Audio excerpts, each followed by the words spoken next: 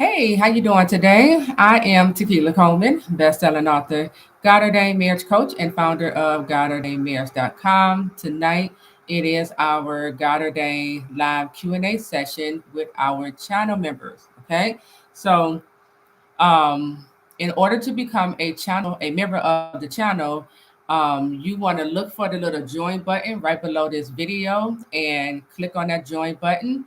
You can read over it, and if you want to become a member of the channel, where you get to send me your questions you want me to ask on our upcoming, you know, next live Q&A session, you can.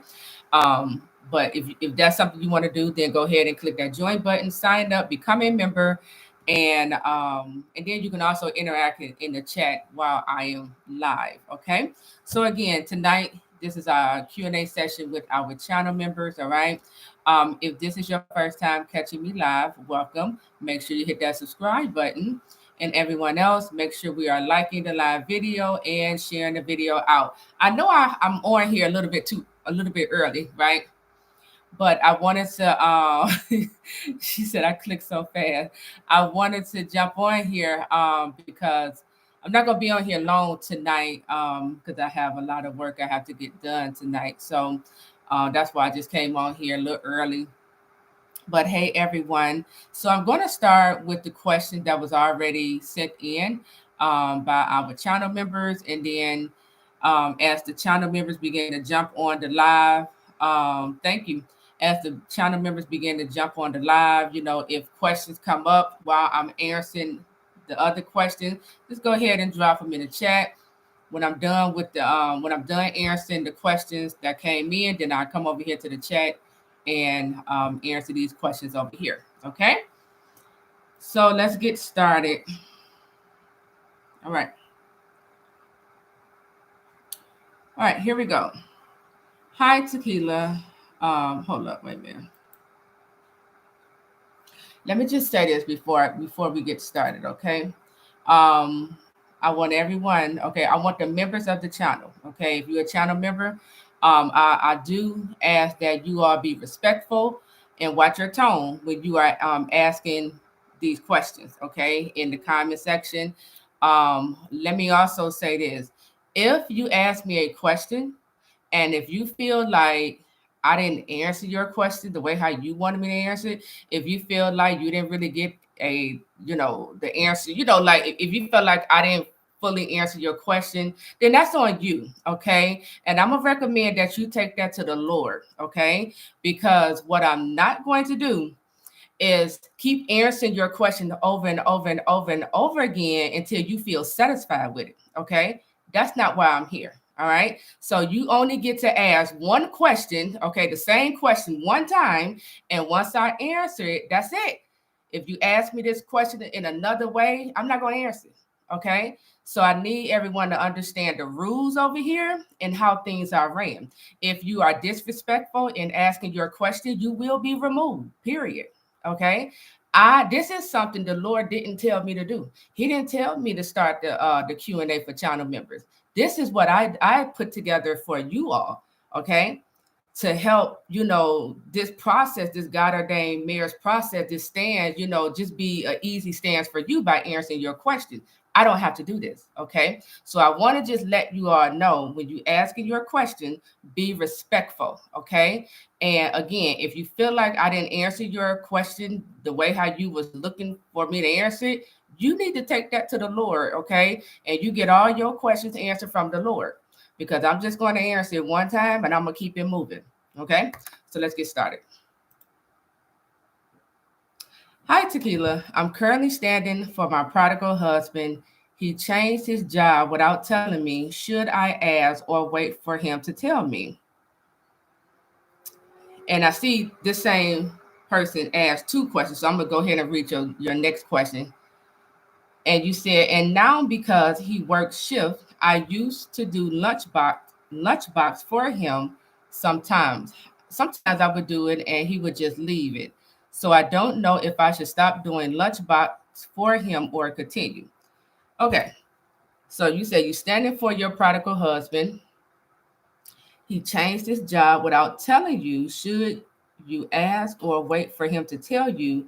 And then you also wondering if you should just, when you say lunchbox, what you making his lunch for him while he go to work. So you're asking the question, should you stop making his lunch or continue? So here's the thing. If you are married and he's in the home and you already started this pattern and making your husband lunch, go ahead and continue to make his lunch. Okay, it's nothing wrong with making his lunch, right?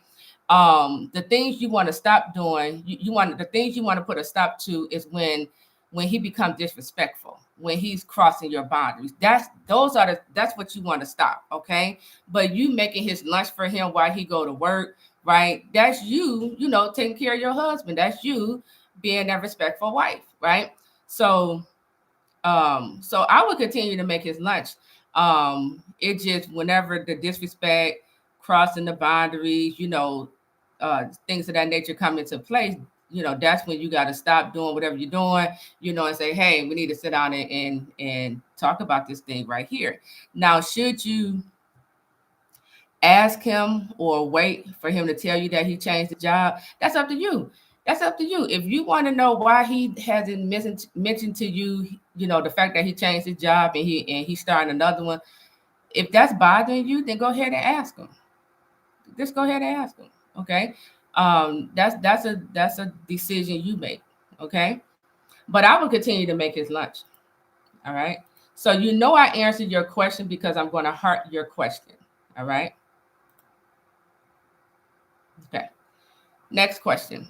Good morning, Miss Tequila. Thank you for your obedience to Christ. Wait a minute. Okay. Thank you for your obedience to Christ because you are in place to help me and others. I know I need counseling and will gather resources to do with you. My story is too long to get into. My question is, when your heart has been broken by infidelity, how do you heal?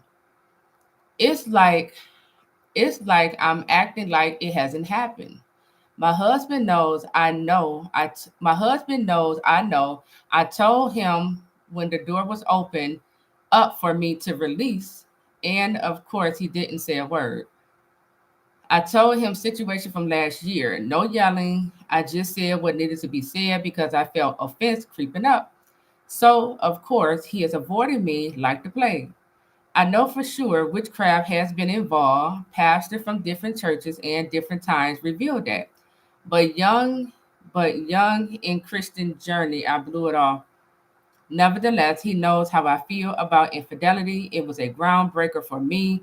I really am stuck. I want my marriage to work, but how is that going to be possible? Two-part question. Sorry. Okay, so let's talk about this. Let's talk about it. So, for those of you who are dealing with infidelity and you're trying to figure out how do I heal from infidelity, um, you want to start with what's dealing with you. Okay, so I'm going to read her question again and I'm going to highlight some things. Okay, this is how I heal. This is how I go about healing, right? Um, let's go into this. She said, my story is too long to get into. My question is, when your heart has been broken by infidelity, how do you heal? And let me just say this: healing comes from the Lord. Okay, healing is what you receive from the Lord. Okay, so outside of God, we get the clarity, we get closure, right? We get understanding, right? You might get a different perspective, but the healing part that comes from God. Okay, you said it's like I'm acting like it hasn't happened. So let's start right here. How do we heal from infidelity? Stop acting like it hasn't happened. Stop. Who told you to act like it hasn't happened? Stop acting like it hasn't happened, okay? And I want you to sit with yourself, get a journal, get a pen, and I want you to write down what happened. Okay? How did it make you feel? Because your emotion, all that hurt and pain, you feel it on the inside, it's trying to come out, the emotion. So we got to find healthier ways on how to release this, right? I don't want to release it on my husband, so I'm going to find different ways how to release these picked up negative emotions. So we're going to get the journal, we're going to get the pen and paper, right? And then we're going to write. Okay. Other ways to do this, you can go for a walk and talk it out while you're walking, talk it out with the Lord, right? You go work out, you can go talk to a therapist, right? But in this case, let's talk about it. So stop acting like it hasn't happened. And I want you to get that journal and I want you to write down, okay, what happened, right? How did you find out about the infidelity? How did it make you feel when you found out about the infidelity? How do you feel now, like today? Okay, because I'm not sure when you discovered this infidelity, right? Um, and it's some other things in here you said. You said, I'm acting like it hasn't happened. My husband knows I know. I told him when the door was open up for me to release. And of course, he didn't say a word. Okay. I told him situation from last year. So your husband not saying anything. He know that, he know about the infidelity, but he's quiet. So how does that make you feel? How does it make you feel when you confront your husband and he know about what he's done, right, behind your back, but yet he's quiet? How is that making you feel? Let's continue to read. I told him situation from last year, no yelling. I just said what needed to be said because I felt offense creeping up. Okay, so let's deal with the offense. Get specific with this offense, okay? What exactly brought on the offense, okay? How, it made you feel offended, okay? But we got to deal with it. We got to put more language to this, okay? So that you properly know exactly all of what you're dealing with. You said, so of course he is avoiding me like the plague. So how does it feel? How does it make you feel that your husband is not talking? He's avoiding you like he did you wrong. So how does that make you feel? Okay. How does that make you feel? Write this stuff down. All right. Let's see. You said, I know for sure witchcraft has been involved. Pastors from different churches and different times revealed that. Okay, so let's stop right there. So, what part of the witchcraft played a part in the infidelity? We got to get clarity on this. Was he up under a love spell? And as a result, it caused him to now, step outside the marriage? Get clear on what specifically was the witchcraft that spiritually manipulated your husband's behavior. Get clear on that. And once you are clear on that, you have to now give that grace.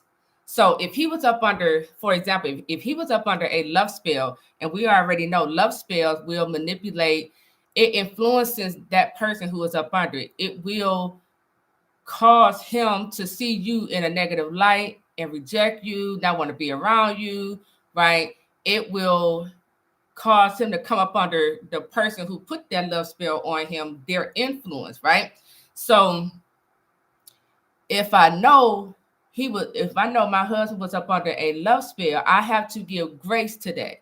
I have to forgive him because that wasn't his will. That was someone else manipulating his will. Okay. So you got to identify, okay, I know witchcraft was involved, but specifically what type of witchcraft are we dealing with here and how did it manipulate him? Okay. And then you got to put grace right there and forgive that part. You said, but young in Christian journey, I blew it off. Nevertheless, he knows how I feel about infidelity. It was a groundbreaker for me. Okay. So what else are groundbreakers for you? What else? Infidelity was a groundbreaker for you. What else? You said, I really am stuck. Okay. So what needs to happen in order for you to get unstuck? You can get yourself unstuck, but you have to get clear on, well, what needs to happen in this particular situation that will help me to get unstuck and moving forward. Okay.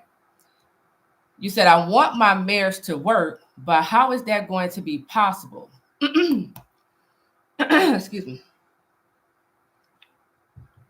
You said, I want my marriage to work, but how is that going to be possible?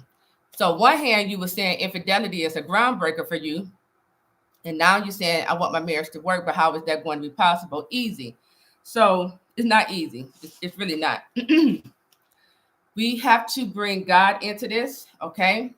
And in order for the marriage to work, both spouses got to want it to work. It can't just be one sided. It can't just be one spouse doing all the work. Okay. Yes, the Lord will begin to guide you and instruct you to fast and pray in the beginning. But somewhere along this path, your husband should get on board with it. Right. If he's telling you out his mouth, I want to save our marriage. I want to, build the trust back between the two of us. He need to be showing that also in his action. So this is for both spouses. Both spouses should be doing the work, that's required to build a trust, okay, back with one another. Both spouses are being vulnerable and open with one another, right? Communicating about whatever needs to be communicated, right? Um, this is how, right? This is how, the marriage is going to work. It got to be two parties, two spouses who want the marriage to work and are willing to put in the work, period. Okay. And we got God in here, and see God, when you invite God into this, God comes in because he see the spirits behind. He see the spirits, right? He see the spirit of divorce. He see the spirit of separation, the spirit of infidelity. Okay. So God is the one who comes in and begin to give you, he revealed truth to you.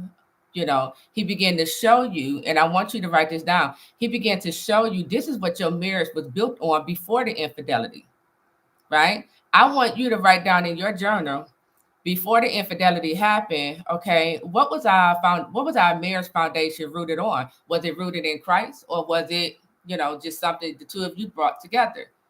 Then I want you to look at your foundation and your husband's foundation, right? Before the infidelity. Okay. I want you to hold both of y'all up to the word of God. Okay. Before the infidelity, your husband, was he lining up to his biblical role as a husband? And then what about you? Were you lining up to your biblical role as a wife? Right? What you're looking for is the cracks in the marriage foundation, right? When you look at it from this standpoint, it helps you to understand how this infidelity, this open door really, really happened. Also, before the infidelity, was there any hurt and pain, okay, from the past on your side, on your husband's side, right? Like, what was really going on? I want you to bring truth to the marriage, okay? Bring truth to the marriage. This was our marriage before the infidelity. you know you may say, I knew, my husband probably he was dealing with X, Y, and Z. I was dealing with X, Y, and Z. We was bumping heads right here, bumping heads over here. Like, bring truth to this, okay? I'm not saying give him a pass for what he's done, but we got to look at the whole breakdown of the marriage, okay? How did we end up here? That's the question you're asking yourself. How did we end up here, right? And so, because what God is going to do when you start praying and fasting, and doing all this work, God is going to show you what your marriage is built on.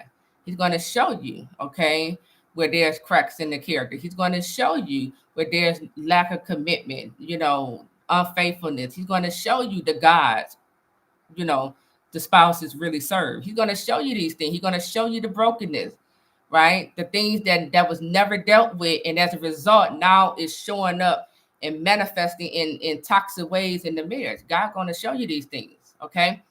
But it's possible for the marriage to work. Like how I said, two spouses got to want it to work. You got to be willing to put in the work, okay? And stay in this process for however long it takes, for this marriage to come back together. Okay.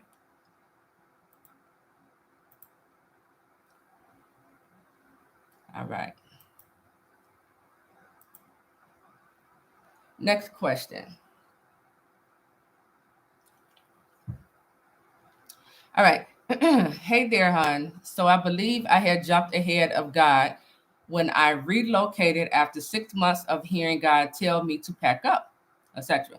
The only confirmation I was getting was the one prophetic message every time I went on YouTube.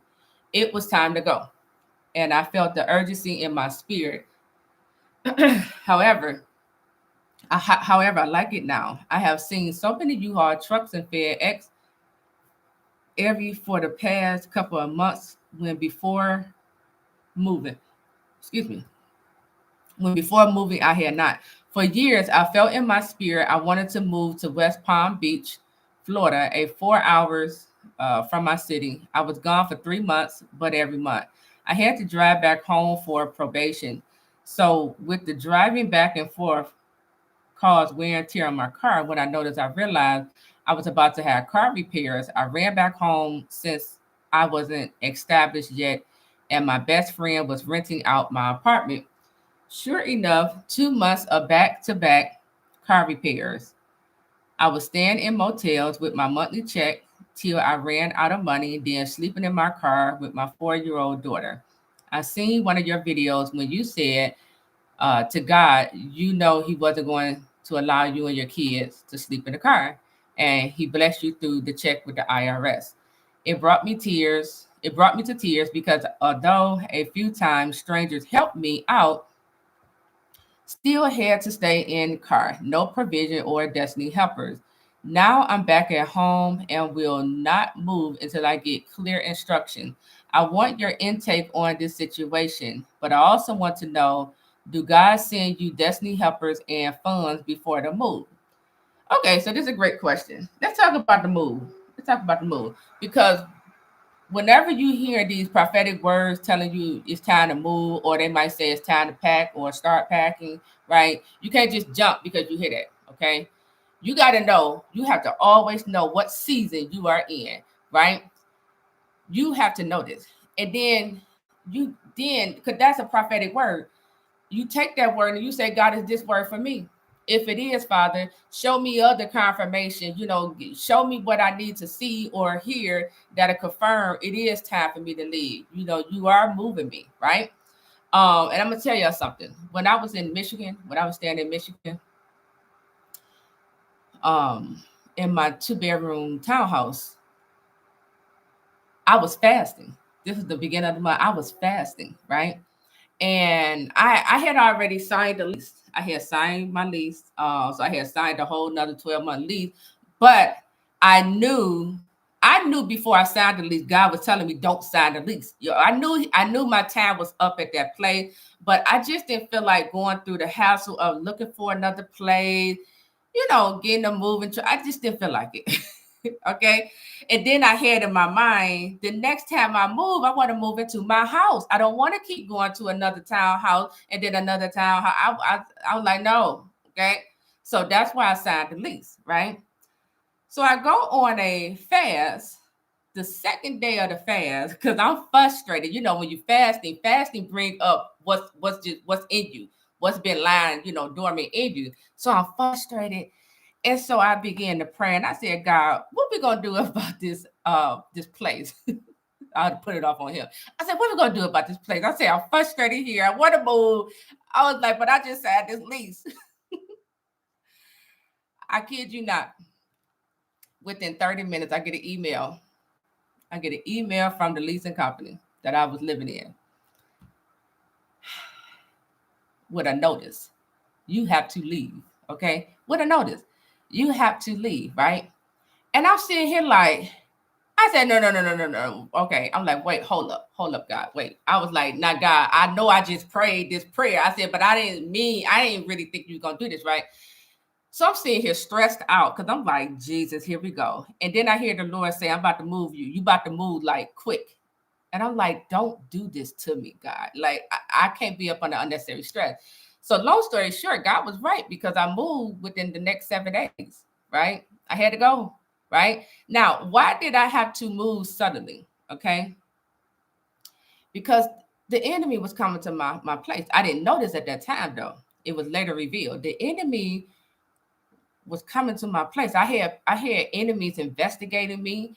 I had I was being monitored. I didn't know about all this stuff. Okay. So the Lord hurry up and he moved me. Okay.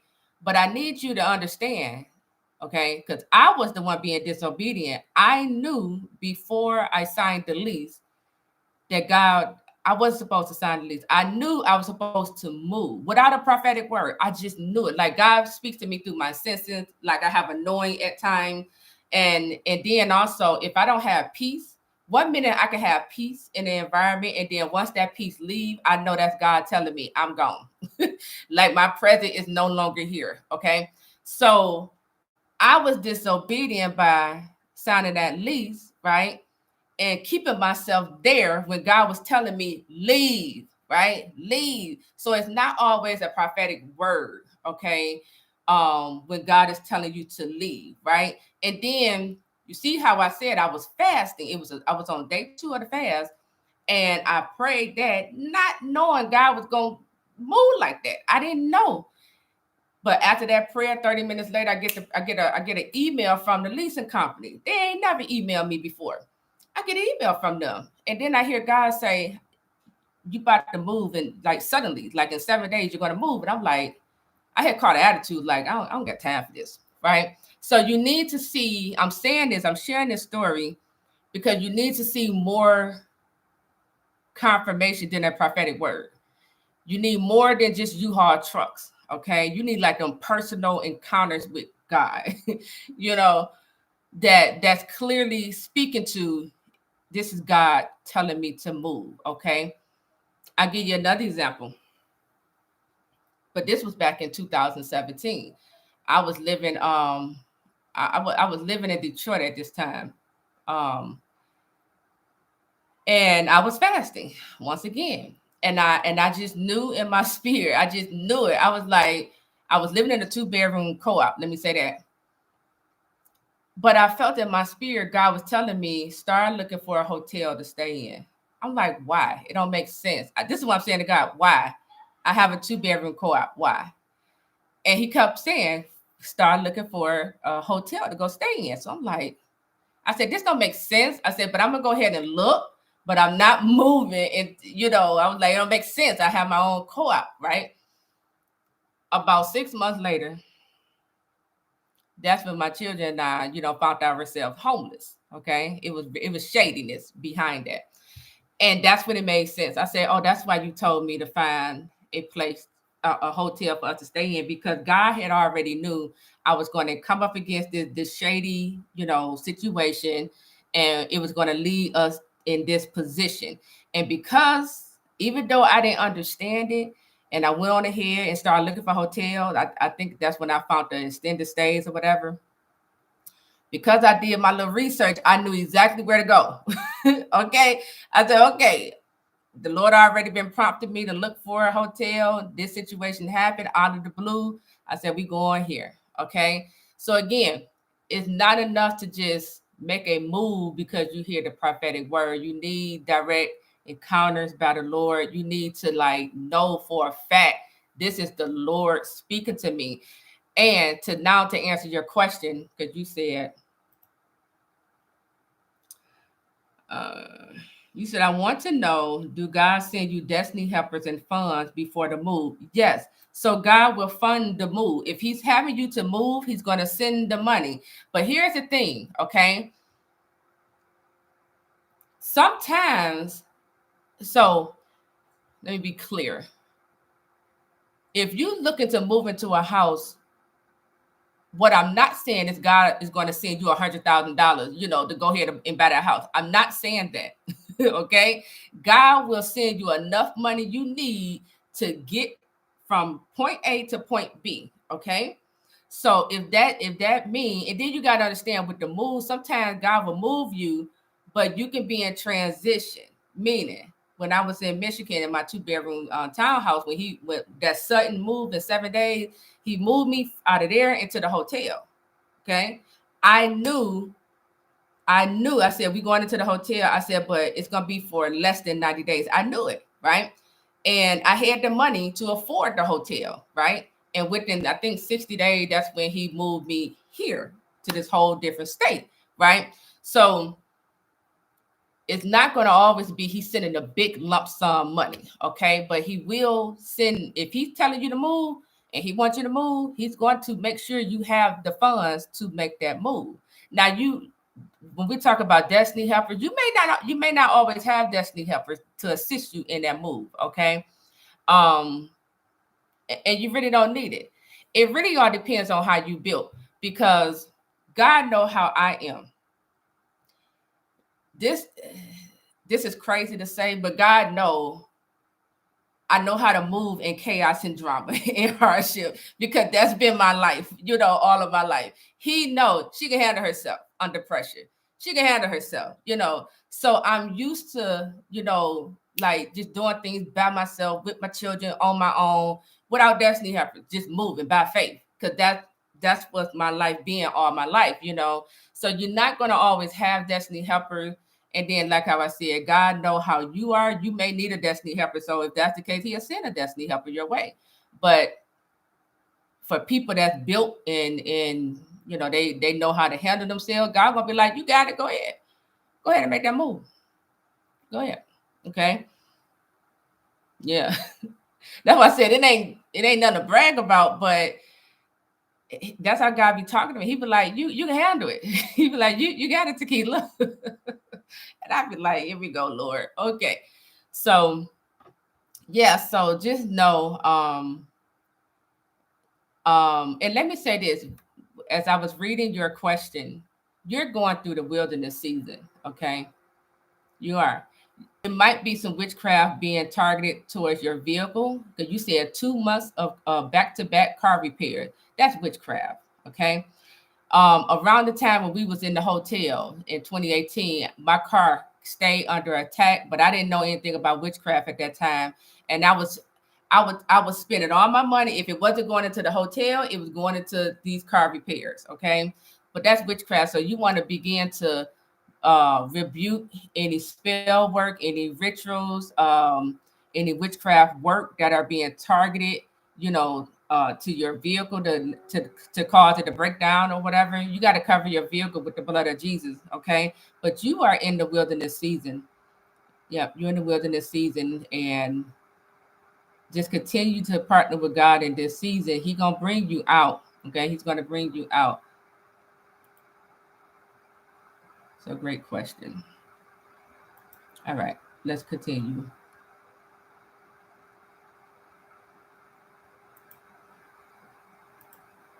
Okay, this is the same one. She got two more questions. All right. Um, you say, hey, hon, as I mentioned in another post, jumping ahead of God, and since being back home, I've been about my daddy business. However, I don't believe I've really been through deliverance of some addiction. I fell back into, but when I was at the new city, the short time I was able to kick those addiction. My question is, do the deliverance has to take place before he send me to the new city? I believe I'm still in my wilderness season, and all I need is to get away from the distraction. I feel like the weight of the world on my shoulders, and I'm just really concerned God won't move me until I lay down some things. Also, even though I feel discounted from God, or I wonder if you mean disconnected, He still speaks to me through numbers. And today, a big semi truck passed in front of me today that said relocation. Also, the amount of U-Haul and FedEx trucks I see is nothing but God. Yeah, but listen, look, let those U-Haul trucks and FedEx just go, okay? You need a direct confirmation from the Lord, okay? He could be using a U-Haul truck, but that I wouldn't move. I wouldn't make no moving decision just because I saw a U-Haul truck or a FedEx. I need direct encounters, okay, from the Lord. I need, like, just like how I was saying, when I was going on that fast and all these things start happening, I need direct confirmations, okay?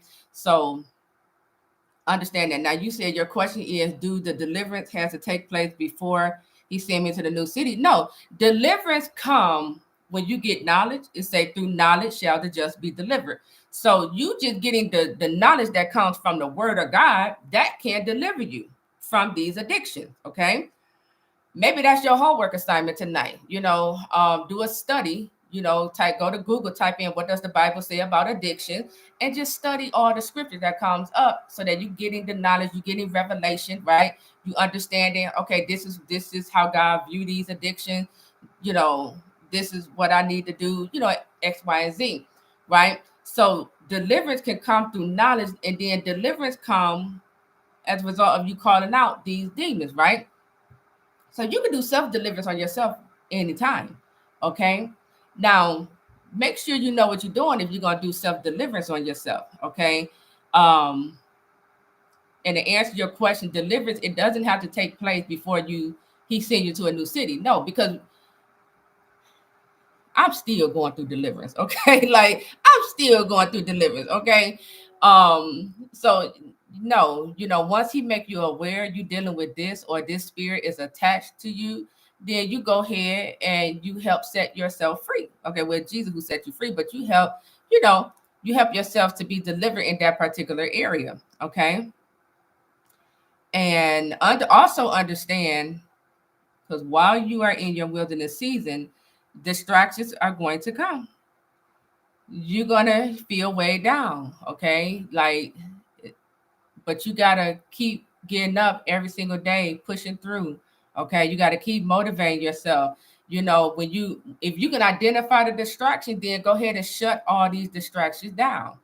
Okay, you have to make a decision. I'm done with this wilderness season, because that's what I did when I was in a hotel in 2018. I had got tired. Let me tell y'all something. When we were in that hotel, we was coming up on probably about it was about 8 months, I think, in the hotel. I had got relaxed because the extended stay in America, you know, it's like a one bedroom apartment. So I was like, okay, I can kind of do this, right? So I was getting comfortable there. And then I was like, I felt the Lord peace leave. So I was like, oh Jesus, here we go. I was like, and I told my kids, I said, we gotta go. They were like, why? We like it here. I said, no, we got to go because God is no longer here. Right. So, and I began to get frustrated. I began to get fed up with living in the hotel. Right. And I remember one day I had went in park and I just stared at it. I was like, God, I'm tired of living in these hotels. I want to, I want to be in my own place, my own house. That night, no, not that night, as I was working, after that prayer, I went to work. That's when I was door dashing. Okay, I was door dashing with my children. While I'm door dashing, I had a delivery I had to make at this apartment complex, and I was like, "Oh, this is nice over here, right?" So something was like, "Go ahead and apply." Now I'm telling myself, "No, they're not going to approve me, right?" This is what I'm saying. No, no, but I'm hearing the Lord say, "Go ahead and apply." So I said, all right, let me go ahead and apply. I'm expecting for them to deny me, right? I applied. The lady said, okay, we're gonna call you back, probably tomorrow, it take a few hours before, we get the answer back.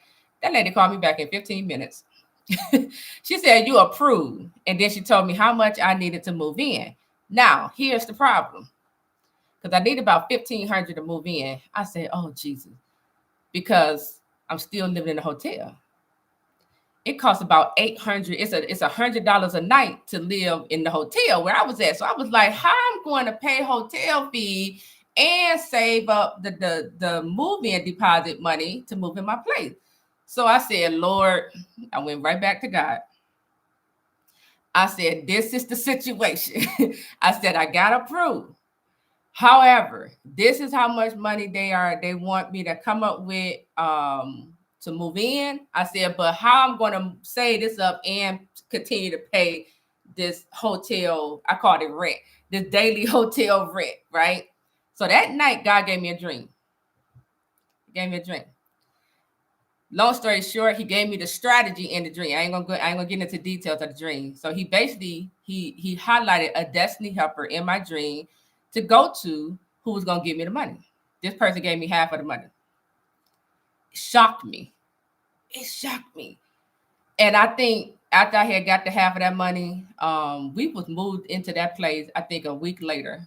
Okay. So it was when I made a decision. I had to do something different, right? I made a decision. I'm tired of staying in these hotels. I'm ready to be in my place. That's when God was like, okay, I was waiting on you to get to this place, right? And we got to begin to understand, okay, God be waiting on us. It's not we waiting on God. He's like, I'm waiting on you. I'm waiting on you to stop talking yourself out of what I'm trying to give you. He's like, I'm waiting on you to come into agreement with what I'm promising you. I'm waiting on you. And we think we wait on God. He's like, no, I'm waiting on you. You see?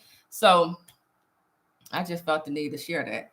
But yeah, you need more confirmation than the U-Haul truck and the FedEx truck, okay? Um, yeah. And go ahead, you can do the deliverance on yourself, okay? Just go ahead and help yourself get delivered from the spirit of addiction. All right, here's the next question. Knowing each other 7 years, Knowing each other 7 years, our connection and chemistry is unmatched. He also said we almost got the same brain and thought we were twin flames until I learned it's not of God. So twin flame is not of God, y'all. Okay. Then God began showing me videos on these topics. Once he was in prison last year. Strange thing is, we began feeling love and planning our future when he was released.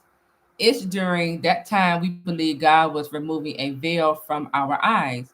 Because all these years, I never looked at him as being in a relationship, let alone marriage, because of his clear ways. When the chick betrayed him, he but lost his mind, and I was always his peace. I held him down in prison, and I feel God was using me because that's when we both started seeking God, although I kept going with my walk. He was released and went back to her. Okay, so hold on. Okay. My question is what stage I'm in. That was the rejection I felt, but he has definitely calmed down a lot. He has never been disrespectful or a jerk towards me. Well, it was disrespectful to go and as soon as he released from prison to go to a counterfeit when you've been holding him down this whole time he was in prison and y'all talking about the future together. That's very disrespectful and betrayed. You know, he betrayed you just by doing that action. We don't argue, and both of us are loyal, but his loyalty to the wrong people. Exactly. I bring out the best in him, and he knew the days his eyes set on me, it was something. Okay, so you asking what stage you're in. My question is I want you to write down all the confirmation you received from the Lord that this is your God ordained future spouse. Okay. And when you hear me say, I want some hard confirmation. Don't come with no. I asked God to show me a bird, and I looked, and I saw a bird. I don't want to hear that. I need some hard confirmation, meaning God gave you a dream. God showing you these are the things this man dealing with. God showing you this witch, this warlock attacking your love story. Like I need some hard confirmation from the Lord. Okay, that God is highlighting this person is your spouse. Okay. Now, this is what I will say because he thought y'all were twin flames, right? He's as I read this, he showed the signs of a prodigal. If he know that language like twin flame, right? That means he's bowing down to another god. Okay, um, you know, he was in prison, so that tells me prison first started spiritually. Okay, so he was up under a curse for his disobedience, right? I'm highlighting this because this is how I discern this is a prodigal you're dealing with here. And then he betrayed you, He probably ran that game or, yeah, we're gonna, he gave that talk game about the future, but then his action when he got released, he went to another counterfeit. Okay. So this is he prodigal. That's what I see here. Okay. Um, I'm not going to say what stage you're in. This is the same person who was asking the other question. You are in the wilderness season, okay? That's what you need to know. You are in your wilderness season, okay? So I will focus on yourself during this time on how to get out this wilderness season and get to the promised land, okay? I'll cover him in prayer. If God told you to pray for him, I'll pray for him, but understand because you said it yourself, you know, um, you loyal, but he's loyal to the wrong people. And I can see that in this comment right here.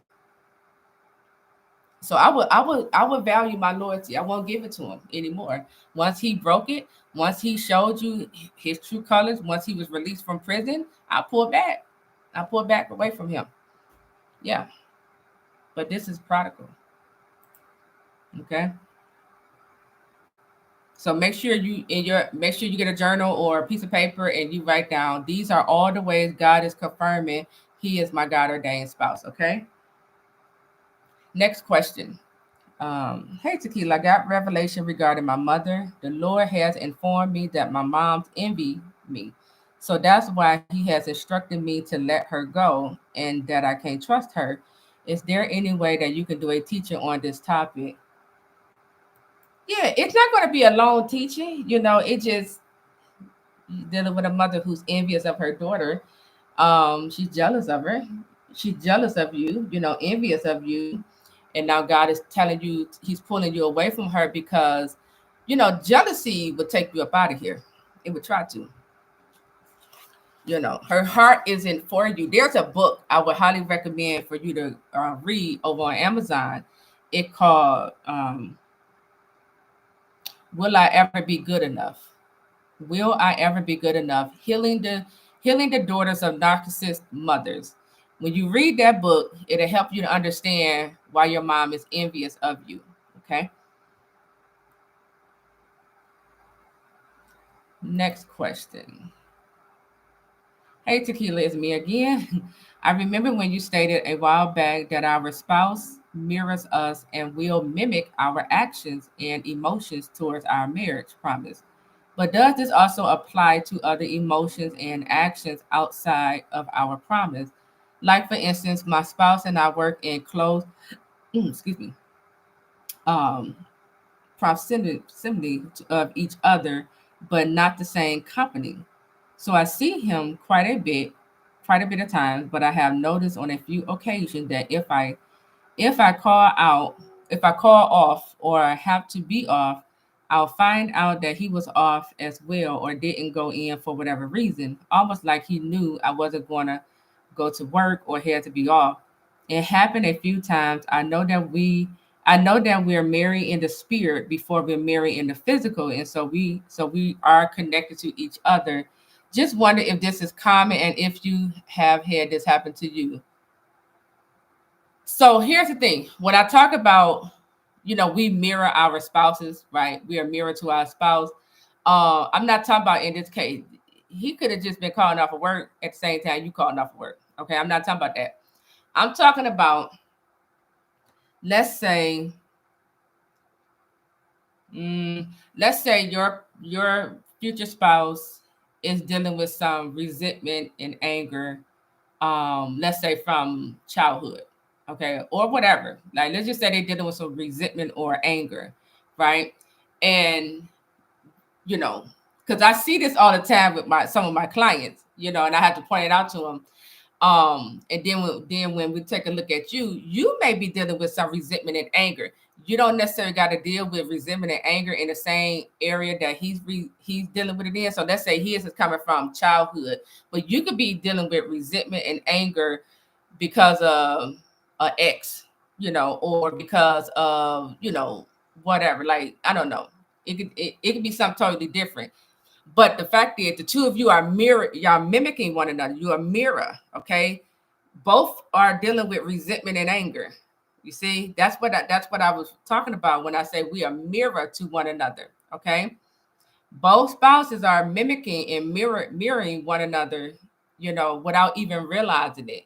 You know, a believing spouse can come to me and be like, he's very prideful. But then as I'm asking questions and over here observing, I'm like, well, I see pride showing up in you as well. you know?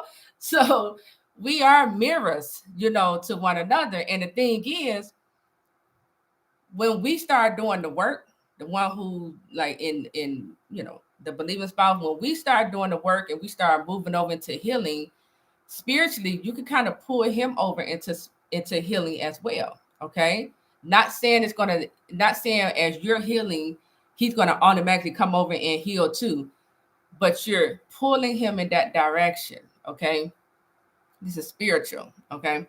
I hope that makes sense. But I point this out in my session, like both of y'all are like, it could be fear, okay? Fear. Let's say the prodigal is afraid of facing you, right? And so they avoid you, right?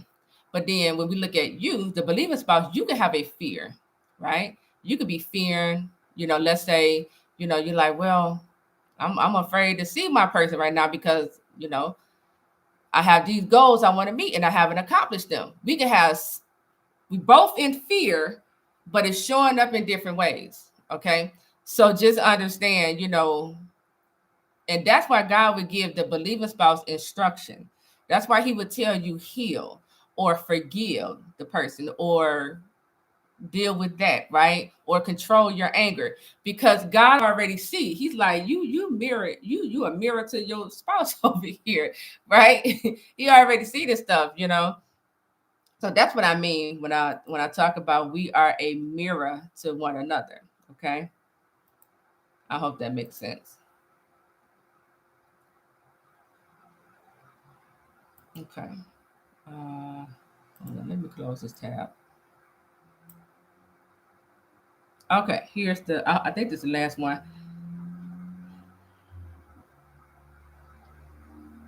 Okay, could a spirit spouse in your parents' bloodline never dealt with cause the parents to be unconscious, to be an unconscious witch or evildoer?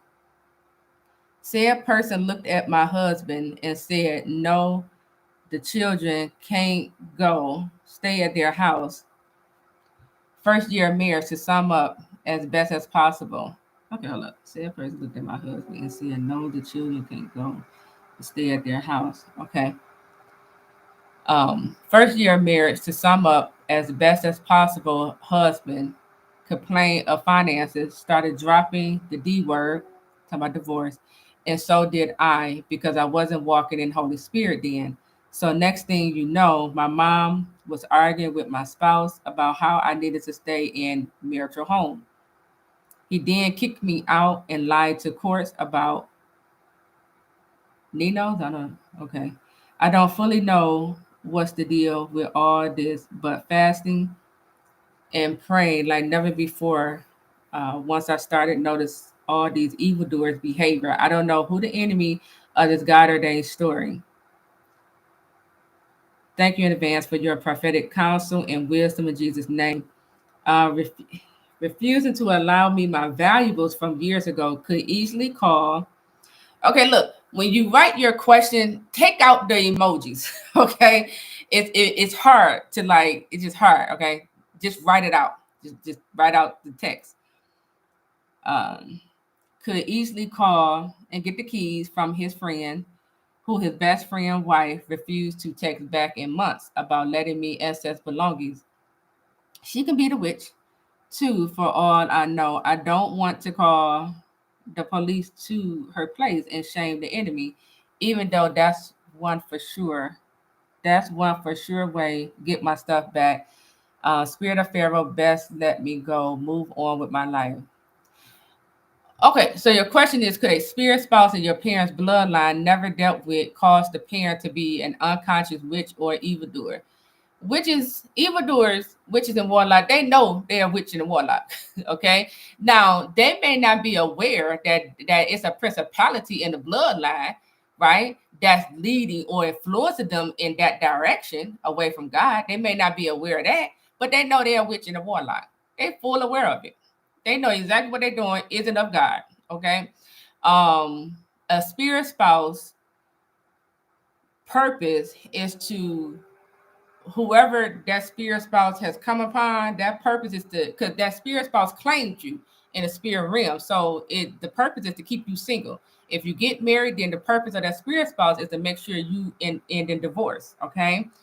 It's claiming you. It's a spirit spouse. Okay. Um, but they know witches and warlock, they know what they're doing. They know what side they on, who team they working for, okay? But they may not know about they may not know at birth they could have been sacrificed. They probably don't know, one of their parents could have sacrificed them. you know, and this is why their life has turned in the opposite direction, right? They may not know, right, because of what their ancestors has done. This is in the bloodline now, okay, and this is why this person is showing up this way. But they know what they're doing with these spell work and hurting people and trying to unalive people. They know exactly what they're doing, okay. And then you were saying you don't know who the enemies are in your love story. Well, I'm gonna tell you this. It sounds like you said your husband complained of finances, started dropping the D word, and so did you. You said because you wasn't walking in Holy Spirit. You said next thing you know, my mom was arguing with my spouse. That right there, right there. Okay, we got to get the mom out. Okay, she need a boundary. Your mom. Okay, I understand she was arguing with your spouse because she wanted you to stay in the home. She should have came to you, talked to you about that, and then you talk to your husband about that. Okay, this is what God, has been speaking to me about. This is what's causing a lot of, breakdown in marriages. Is the spouse parents, interfering, disrespecting one of the spouse, right? And then we wonder why the husband or the wife is showing up this way, you know. So you just got to tweak some things in your marriage, okay? You said he then kicked me out and lied to the courts about. I think you're referring to the children. I'm not sure. I don't fully know what's the deal with all this, but fasting and praying like never before. Okay. So he's refusing you your valuables.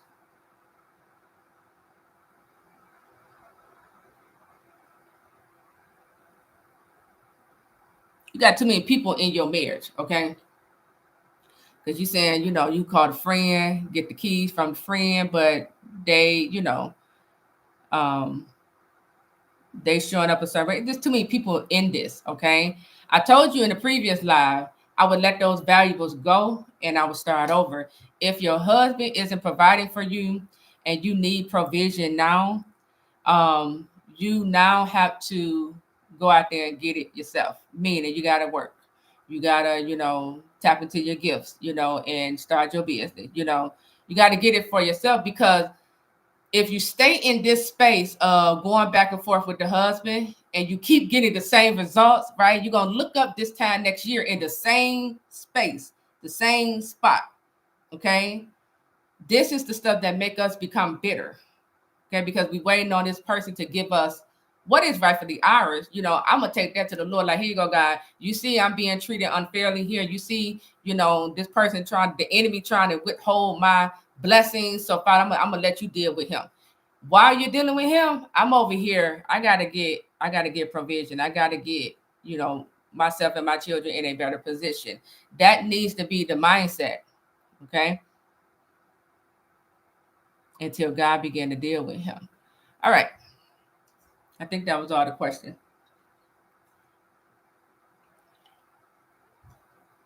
Okay. Over here in the chat. Hey, everyone. Thank you, Tyra, for the super sticker. He said, at first, when I found I was very offended and betrayed, avoiding me without explanation. Yeah. Yep. Yeah. How common is it for you and your God-ordained spouse to both deal with the same bloodline curses and attacks? How do we handle this if we can only break curses off our bloodline and not the God-ordained spouse? Yeah, so it's very common because like y'all can't see this, but my sessions, I mean, I have coaching sessions like almost every day, and almost all of the prodigal they the same way. That's how I was able to write the profile of a prodigal, right? um Same spirit, in the bloodline, these principalities. It's very common. So the thing is, you said, how can we handle this if we can only break curses off our bloodline and not the God ordained spouse bloodline? Yeah, when God tell you it's time to reconcile before you get married, before the two of you say I do, you say, okay, honey, how do you feel about you and I going on a fast to break the generational curses off our bloodline? So he might be like, huh? What? For what? Why we gotta do that? And then you explain to him, why you saying that, right? You explain it to him like, because, since our separation, the Lord has been revealing some things to me, and I have come into the understanding and knowing that if we were to get married without dealing with this, without breaking these things off our bloodline, without healing childhood wounds and trauma, this can potentially cause problems in our marriage. So I want to make sure that we are starting this marriage off on the right track. You see? And then, because I've been telling y'all, don't just depend on me to lead you into a fast to break the curses. You have to learn for yourself how to break these curses, because God wants you to walk your spouse through this process of how to break off the curses, how to divorce the spirit spouses, how to break the soul ties, right? How to receive deliverance in so many words. Okay. So that's how you do it. That's how you do it. Because if you get married without taking this person who just came out of the world, right, through deliverance, through fasting and breaking these curses, now you about to marry into his curse or her curse. You about to marry into these curses, these unclean spirits. Now you giving the enemy legal right to come in, cause chaos, cause separation, division, right? And then you're going to find yourself standing again. You're going to be like, God, I thought we dealt with this, So go ahead and just, here you go, honey. And I'm putting something together for y'all that's going to help with this process. Yeah. You said I forgave him because I didn't want to have animosity. Yes. Yep. And God is going to help you with that. So if you've been betrayed, if you've been rejected, if your spouse is avoiding you, just refuse to talk to you and it's hurting you, right? God, when you come into your season of restoration, it's going to shock you, because God is going to remove all that hurt and pain out of your heart, right?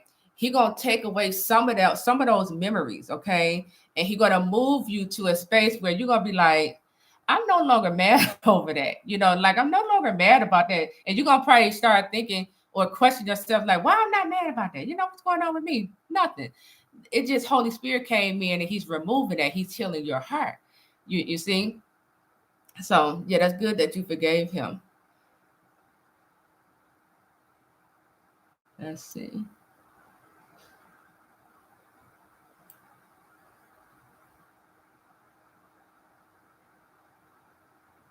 You said, this is what happened to me. Found a place a little over my budget, and then my application was declined, but the landlord chose to override it because she understood my story, and now I move on Sunday. Okay, well, look, congratulations. Yeah. Excuse me. She said, not a bird. Listen, boy, I gotta make it clear. They were like, I asked God, show me 2 birds. Like, nah, I need some hardcore evidence, okay? Or confirmations. That's how I am. I can't go off of that. I need some confirmation. I definitely know my God-ordained is fearful because of guilt and shame. It makes some sense. Yeah. Yeah. What are the signs that a God-ordained spouse can be a witch or a warlock? That's the thing. Because they're going to show all the signs of a narcissist. Okay. If they're a witch or a warlock, they're going to show all the signs of a narcissist. They're going to love bomb you, and once they get you, that's where it's like narcissists. That's where, you come up under that criticism, the abuse, the rejection, the manipulation, the mind game. But to know or discern whether or not this person is a witch or a warlock, God will highlight that to you. He's gonna show you this in your dream or vision, or he will bring revelation. He would give you revelation concerning some of the things that were happening to you.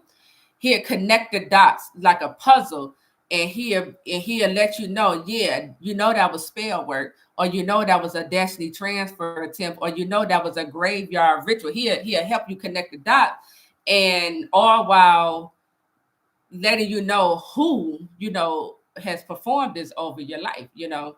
So it may be hard to accept when God reveal these things to you, but yeah, that's how you will know.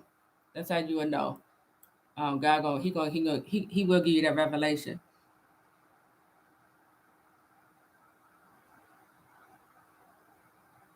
I'm the same person from last week, and I mentioned I'm working on 4 children books, YouTube channel, blog, and I make handmade things for mom daughter boutique. Okay, yeah, yeah. You say you're working on 4 children books. Go ahead and focus on completing the first one. Okay, get it done. Hurry up and publish it. Okay, and then while you are working on that, like you focus on that one children's book, I want you to still be uploading videos to your channel. Okay, because you got to build your audience so that when the book come out, you have an audience to sell your book to. Okay, so work them gifts, work them. And you already see that your audience, part of your audience will be moms. I don't understand how people, ex prodigal included, can be okay with people forcing, I guess, sex and force feeding them food in their sleep is okay.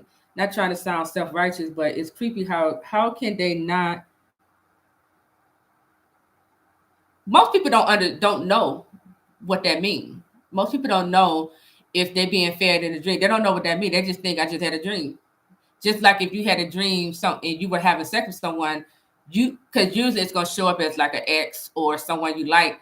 So you'll wake up like wow, I just I dreamed I was intimate with such and such, and you just go on about your business. Most people don't know that. They're not aware of it. So once they become aware of it, and the thing is, when you become aware this is witchcraft, this is the enemy trying to come and put you in covenant, then the problem becomes, well, how do I stop it? How do I stop the enemy from giving me these dreams where they feeding me, giving me something to drink, or coming to have sex with me, right? Most people, they don't know that. So, you know, that's why God, have us in training. That's why he's like, I need you focused right now so I can reveal some things to you, train your hands, so that you know exactly how to defeat the enemy. Can the prodigal recognize other warlock witches if they want themselves? Not all, not all. Because the thing is, not all, because most witches, women witches, they're very seductive. They know how to disguise it. They know what to say, how to keep that man up under their influence. They fill him up with a whole lot of lust, right? Give him a whole lot of sex, blind their eyes real quick. They bat their eyes, they play on their weakness. They know exactly what buttons to push. They know how to make him feel needed. All this blinds him to, that's a witch. You're entertaining, right? But if he's prophetic, um then God can show him. He could be looking at the girl, the woman, and God can flash her face and show him that's a witch. But he got to be in tune. He got to believe what God is showing him in that moment. He said, do they know they're doing evil, or they don't admit it's stronghold? I mean, they if the prodigal or warlock and he with a witch, they in covenant together. They that's what they got in common. The wickedness is what they have in common. You know, I wouldn't be trying to figure it out. That's it. They got to someone got to break out of covenant in this thing, but they in agreement with one another. Wickedness. That's what they have in common. They build soul ties around the wickedness, the toxicity. So you know. Can a prodigal be behind my workplace sabotage? I was careful not to tell anyone about my job. A few weeks later, the boss wore serpent shirt. So it's not prodigal, it's the enemy. Okay, it's the enemy who's sabotaging your success at work. Okay, and just because they wear a certain shirt, that don't mean they're the enemy. It don't mean that they're that person the enemy. You need to see direct sign. You need to know, like, this person is really trying to sabotage me. And to be in order to label them as the enemy. Just in the same way with a prodigal, you got to know the signs of a prodigal to be able to say, I'm dealing with a prodigal here. Um, you said, and other than we both see numbers, how God does talk to us, um, we without a doubt mirror each other, and the only recent dream the three of us heard in the background before I woke up, God said, monitor spirit. Okay, see that this is a confirmation. Okay, this is what I've been talking about when I said, don't tell me you asked God to show me a bird, and you see a bird and you like confirmation. This is what I'm talking about. So God gave her a dream, and in the dream, it was him, her. She said it was three of them, and then it sounded like the counterfeit was in the background. Then she woke up hearing God say, "Monitor spirit." So the question becomes, why is God giving me this detailed information about this person, right? Then God would turn around the next day or a week later and give you another dream showing you and this person, having a loving future together. And it's like, why he doing this? Because that's the person. That's the God-ordained spouse. He giving you glimpses and he's letting you know. You see the enemy is monitoring you. The enemy is hanging out in the background, monitoring you, watching your every move. So how can we explain that to people when they share their dream with us? You have to understand dream interpretation. I'm not saying you got to be a master at it, but you need to have a sense of knowledge when it comes down to dream interpretation. So when a person comes and say, I had a dream that I was eating some popcorn, you say, well, you're not supposed to be eating a dream. You got to be able to articulate that back to the person, so that they understand what that means. Now, once you start telling the person what it means, and if they don't want to receive it, if they say like, nah, I don't think that's what that means, then I back off. Okay, you want to be bound, I'm gonna let you stay bound, and I just stop talking. Okay, so that's how you tell them.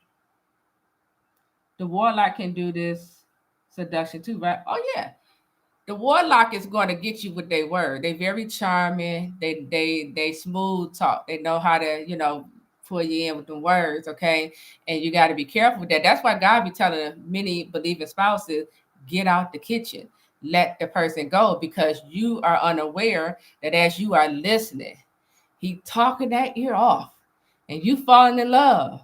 You don't even know that you coming up under the spell. You don't even know it. So God would tell you, let them go.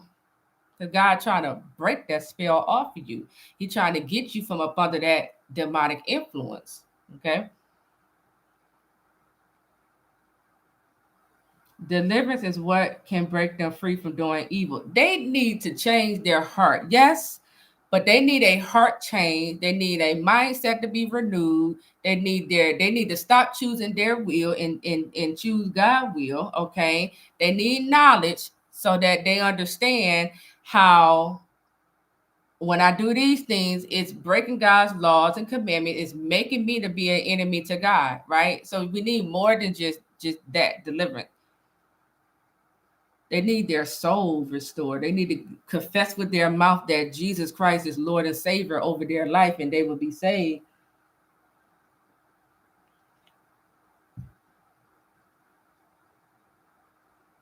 The enemy need a vessel to kill. Trust me, this guy was very critical and sabotage with full force lies. Force me to quit. The enemy need a vessel to break. Yeah, he does. That's how the enemy, get his job done on earth, by using people who have these open doors and who's willing to allow the enemy to operate through them. In the dream, my mom hands around my neck last. Oh no, that's not good. In the dream, my mom hand around my neck last year, and before the spouse called my mom talking about divorce. That was last year. Then last night, talked to spouse on phone. He was upset and snaring and venting. My ex prodigal never used words, Tequila.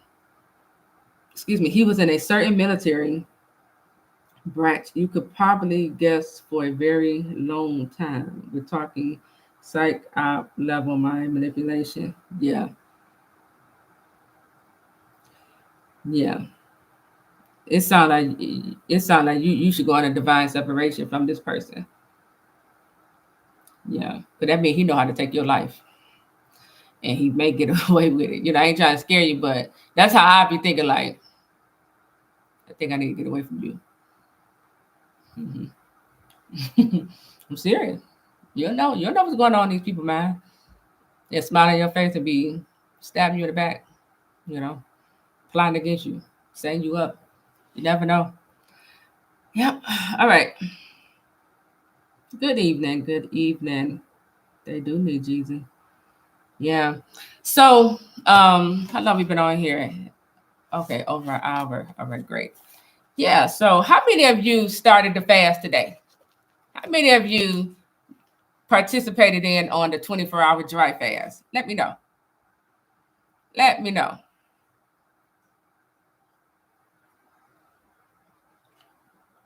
Okay, Dr. LaShawn said I did. All right, you get a check mark.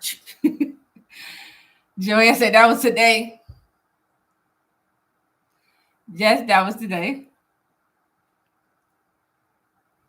5 hours left. Yep. Yep. Ursula, okay, thumbs up. Okay. Um, okay. You said you did. All right, cool. And going strong with this fast. All right. Okay. Good. No water, right? Yeah, no water. He said, however, I did do a 3-day dry fast last week. Okay. All right. You starting to do it? Okay. All right, good. I was wondering. I was like, I wonder if they fasting. I be wondering. All right, so that's good. That's good to know, y'all. Doing the fast today. Some of you are starting the fast. It's now the next day where I am. Oh, okay. So you're done. Okay, good. I know you happy. Tamara, I wasn't aware till 2 hours ago. Okay. Yeah. Yeah. Make sure y'all do it. When the next fast is no liquids, right? The next fast is every month at the end of the month. And it's usually water, just water only. Okay. I'm moving my new place. I just got off too fast. Wow. Tara not playing. She like, man, I'm about to tear these stronghold, all this stuff down off my promise. I was actually in the middle of a fast, ended getting sick today. My body craves liquids when I'm sick. Yeah. The Lord been speaking. He spoke a lot this morning.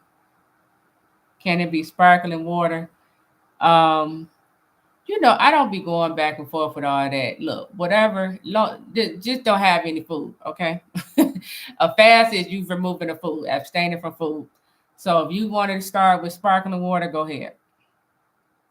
Hmm. Yeah. Yep. So, um, you said I need to fit my wedding dress. I know that's right. How many of you? Let's talk about it. How many of you um have already went and found your wedding dress?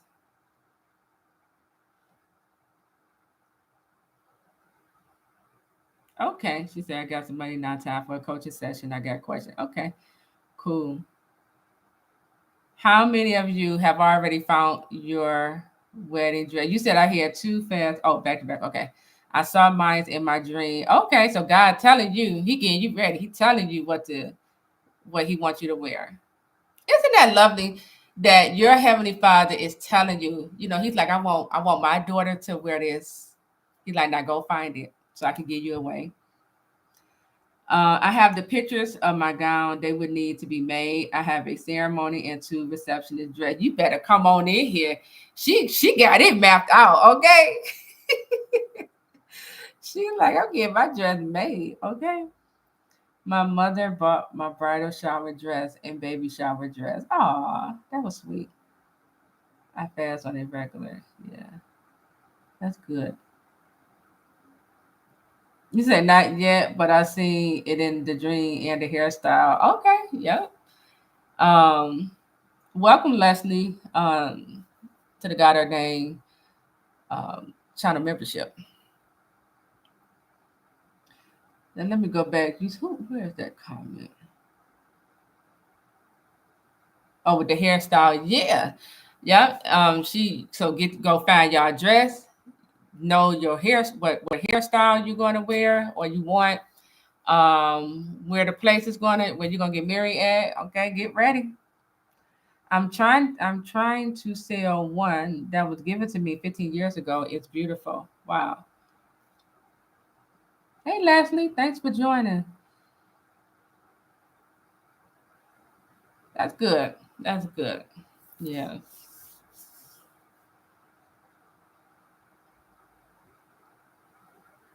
Okay, you said you've been using Pinterest to make your bridal wedding planning. That's good.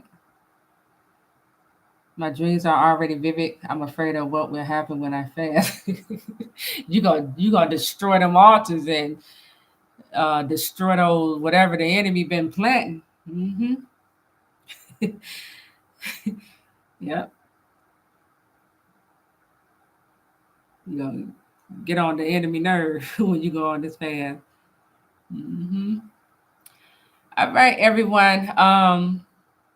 Don't forget, you all. Okay. YouTube for Profit is starting next week. Okay, September the 5th. Thursday, September the 5th. So if you haven't already signed up, make sure you head over to godordainedmarriages.com/profit and sign up for the program. Okay. I had narrowed down a few looks for my dress. I'm thinking about doing a juice fast soon. I'm serious about to slim down.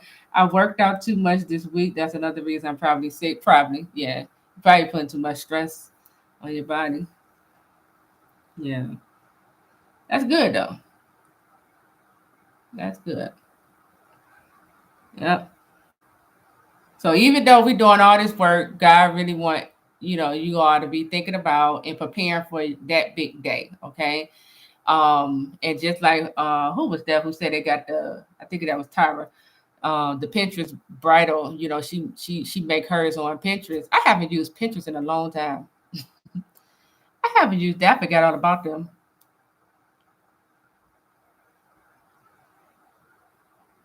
When a spouse gets a lawyer, do we help with finance or let him learn the lesson as God lead? You let them learn their lesson. If your husband go and get a lawyer to try to divorce you, you let him pay them lawyer fees. Okay, when he run out of money, you don't help him to pay it. Don't help him to bring the marriage to an end. Mm-mm. You just let him sit in it. He made the bed. He should be. If he no longer wants a divorce, he need to go ahead, man up, and call it off. Yeah. Would really like to join that, but can't afford it right now. Will it come back later? Yeah. Yep. Yep. It's going to come back later. I could tell just by how the Lord is speaking to me about that program. Yep, it will come back. It's a spirit that led him to do the lawyer fees, though. Yeah. It's spirit of divorce. Okay, that's what's attacking your marriage. Spirit of divorce, spirit of separation. He got some control manipulation going on in him and pride. He got that the spirit of oppression in him. Abusive spirits is operating through him.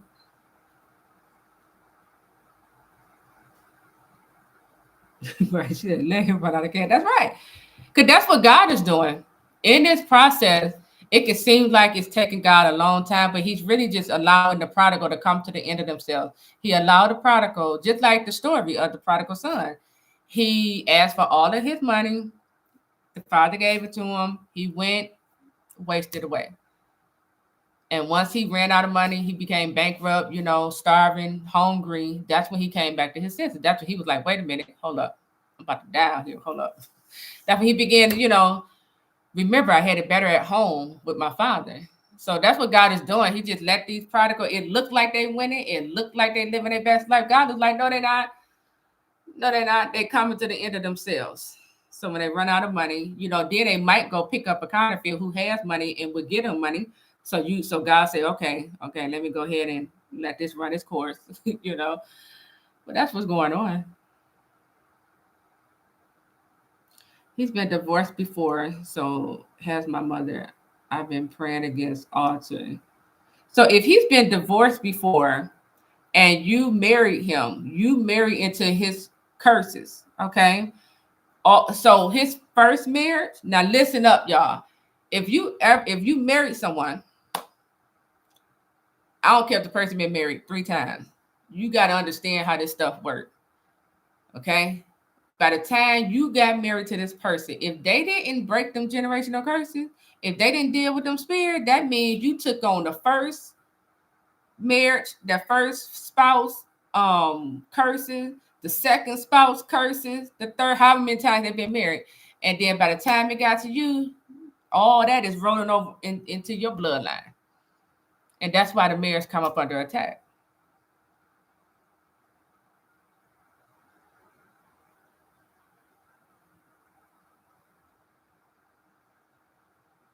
She said, also check at your job human resource department for discount on wedding venues. Okay. I'm the curse breaker in Jesus' name. That's right. Mine started the divorce, but has been quiet for about 5 months now. I never respond to a thing he say. He's quiet because God is dealing with him. God is revealing things to him. He's getting clarity. He may not tell you. He's getting clarity. He's getting some understanding. He's probably regretting starting that divorce process. It's the pride that gets in the way, right? It's the pride that's like, well, if I call it off, then she gonna know that she was right, I was wrong. It's all of that foolishness, right? So you're doing right by not saying anything. Let him sit with that and let God continue to deal with him and reveal whatever he need to reveal to him.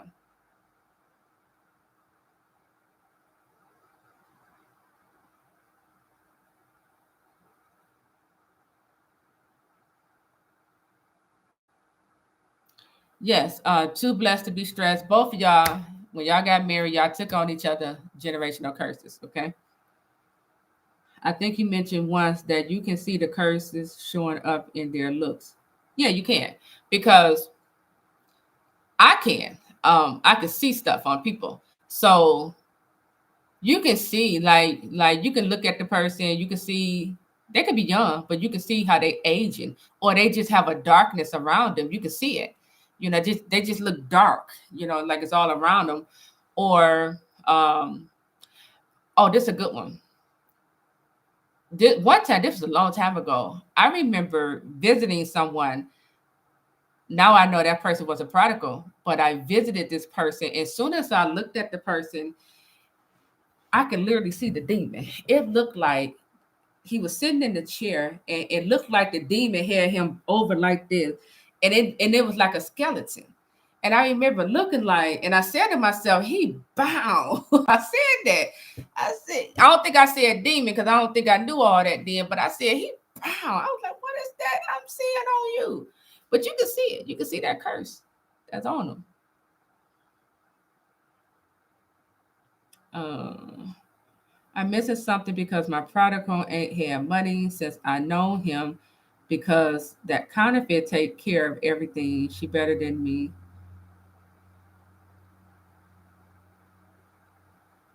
And see, that's why he like this, because he get with women who take care of everything for him. This is why. See, this person, this man, when he meet a woman with standards and she start communicating her standards and boundaries, it shocked him. He like, what's wrong with her? And he'll run away from her because he's like, man, he be like, it's too much, it's too hard with her, because you got standards and boundaries. And then they run back to the counterfeit where it's easy, where the counterfeit is going to pay for everything, and just do everything for them. They're like, yes, okay, this is what I want. This is what I want.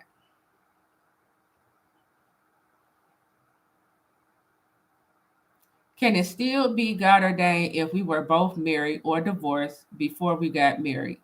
Can I still break the curses now and God restore our marriage? Yeah. Listen. So I'm speaking directly to you, too blessed to be stressed. Go on a fast, okay, for 3 days while you're on this fast because you're married. Now, in this case, because she's married, she can stand in the gap and break this stuff off of her and her husband. Now, the thing is, because your husband a prodigal, even after you break this off his life, he's a prodigal. He's in sin the next day, so he gonna keep reaping stuff upon his life. But you go on a fast, break the generational curses off of your life. Just start dealing with this stuff, breaking, divorcing the spirit spouse, um breaking the soul ties and stuff. Okay, you've been married before, so begin to break vows, break covenants with that marriage. Okay, this is the work that God wants you to do now. Okay, and God will reveal to you whether or not the husband you married to or the spouse you're currently married to is your God ordained spouse. Now, if it's not your God ordained spouse, that don't mean God's not going to restore your marriage. Okay, that's up to you, right? If you want marriage restoration and you take that to the Lord and He say yes, I'll restore it, then there we go, there we go. Okay,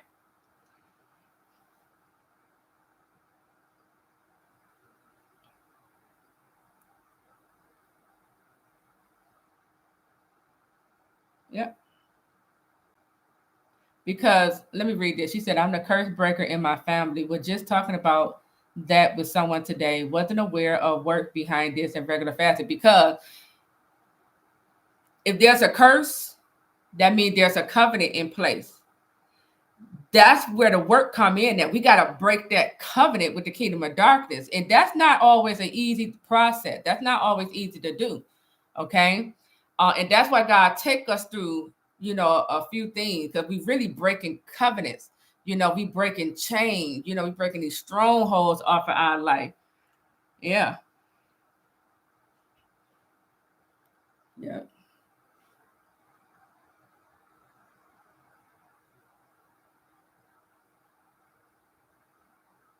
Wow. That is a blessing, Tyra. Hey, Shonda. Thanks for joining the channel membership.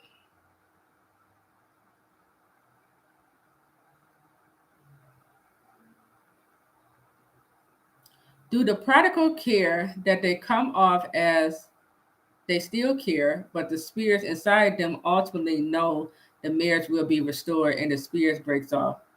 I don't understand. I don't understand the question. Do the prodigal care that they come off as they still care? Yeah, if they care and they know they coming across, yeah, yeah. But the spirits inside them ultimately know the marriage will be restored and the spirits break off. The spirits know their purpose of being there, right? And the spirit's not going to leave until we take authority over it and start, doing the work that's going to drive them out. Yep, 3 day fast, only water. That's what I mean.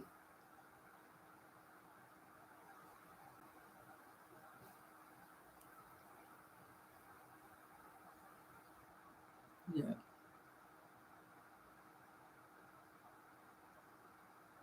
Oh, we love you too, Tyra.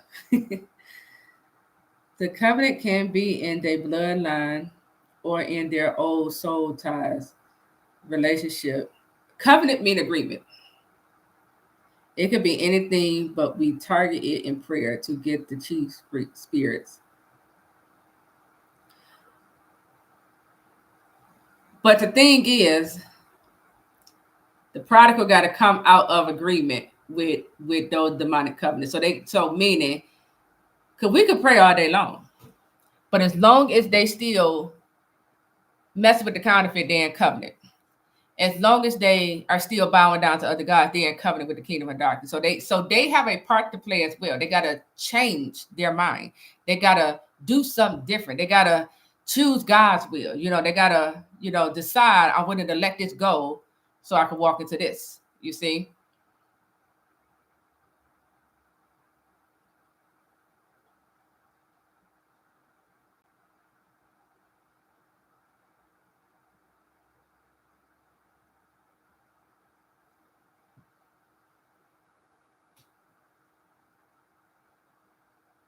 Okay, hold up. You said God just revealed that we both had the same generational curses on both sides. Everyone had cancer and had lost their hair. So, infirmity, we were all in the car. His mom was in the driver's seat. Red flag. She shouldn't be in the driver's seat. Who car was it? If that was your car or his car, his mother's not supposed to be in the driver's seat. My mom was in the passenger seat. His family members were behind the mom, and I was sitting behind my mom. uh-uh. Who car was it? Let's start there. But I had the wig glued on. It was like I was different from everyone in the car. If that was your car or his car, we got out of order. Okay, we got too many people because car could represent ministry or the person's life. We got too many people involved in this person's life or your life. And then it's out of order. And then you were sitting behind your mom. If the car represented your life, God is saying you're falling behind your mom. So yeah, we gotta rearrange the thing.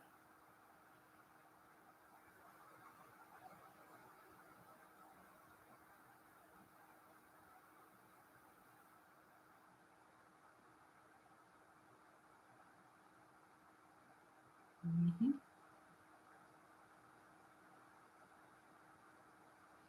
What if my mother drove my husband's car, the one he bought for me, the first year of marriage? Don't matter. I mean, what about it? She could drive the car. It don't matter. It just you gotta when it comes to the in-law, they need boundaries. You know, they need boundaries. They gotta know their place.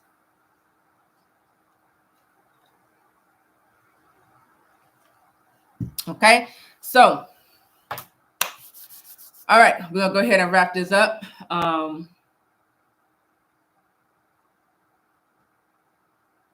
Yeah, that's true. And I'll read this last one. She said, ladies, if you're prodigal, 1 minute nice, the next he seemed different. Just know it's their demon, and I rebuke him right in his face.